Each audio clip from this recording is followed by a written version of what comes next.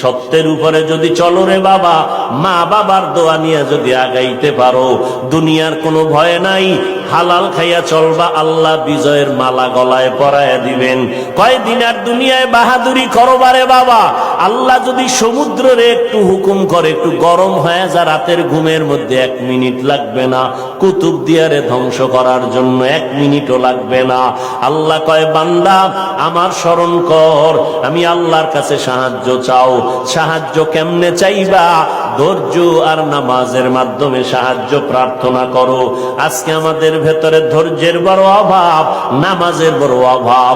ও যুবকেরা, ও পর্দার আড়ালের আম্মা জানেরা, আজকে নামাজের এত বয়ান, এক বেলার নামাজ ছেড়ে দেওয়ার কোনো সুযোগ নাই।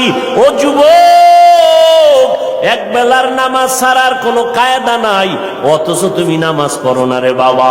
আজকে আমি তোমাকে কিন্তু এই কথা বলি নাই।